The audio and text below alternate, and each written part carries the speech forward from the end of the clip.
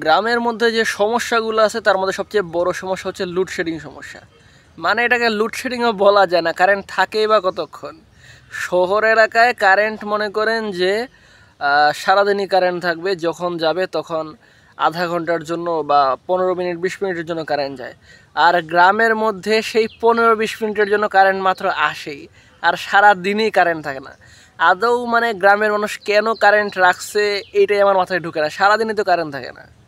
মানে যদি সত্যি কথা বলতে সারা 24 ঘন্টার মধ্যে 2 ঘন্টা কারেন্ট, সারা দিন রাত মিলে 2 ঘন্টা কারেন্ট থাকাটাও একটা ভাগ্যের ব্যাপার।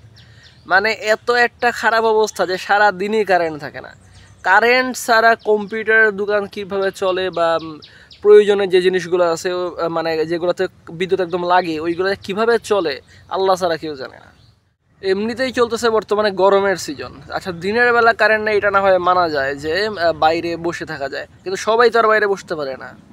মহিলারা আছেন বা অনেকেই আছেন তারা অসুস্থ আছেন, তারা তো আর বাইরে এসে বসতে পারে না। এত গরমের মধ্যে যদি কারেন্ট না থাকে তাহলে মানুষ ঘর বাড়ির ভিতরে থাকবে কেমনে?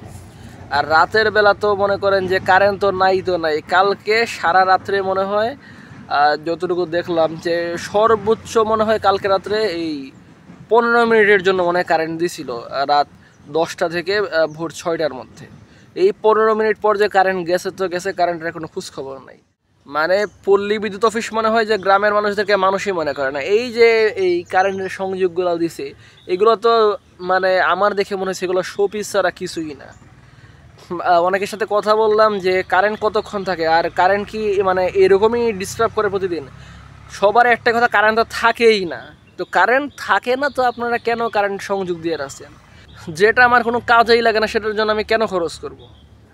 চাইলে সৌর বিদ্যুৎ কানেকশন দেওয়া যেতে পারে। প্রথম দিকে খরচ একটু বেশি হয়, মোটামুটি ভালোই বেশি হয়ে যায় প্রথম দিকে খরচটা, কিন্তু অ্যাটলিস্ট আলহামদুলিল্লাহ আরামে থাকা যায়। কিন্তু এই যে এই পল্লী বিদ্যুৎ রেখে তো কোনো লাভই নাই।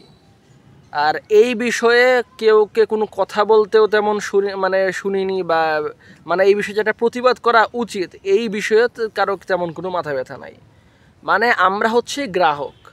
এখন যে সেবা দেবে, আমাদের কাজ হচ্ছে আমরা টাকা দেব, সেবা নেব।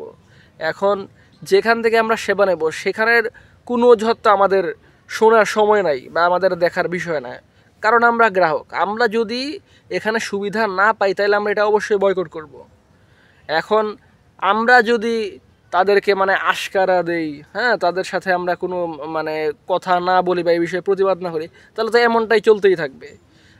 এতটাই বাজে অবস্থা, কারেন্ট তো একদমই থাকে না। যেটা বললাম 24 ঘন্টার মধ্যে সারা দিন রাত মিলিয়ে 2 ঘন্টা কারেন্ট থাকাটা একদম ভাগ্যের ব্যাপার। এত বাজে অবস্থা কারেন্টের।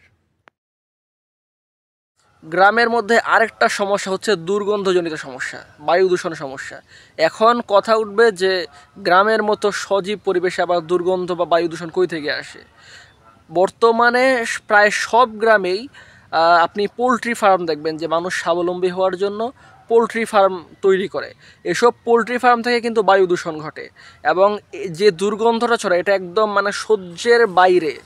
এত বাজে দুর্গন্ধ, এবং এই দুর্গন্ধগুলো খুব বেশি ছড়ায়। সাথে এই দুর্গন্ধগুলো কিন্তু মানব স্বাস্থ্যের জন্য ক্ষতিকরও বটে।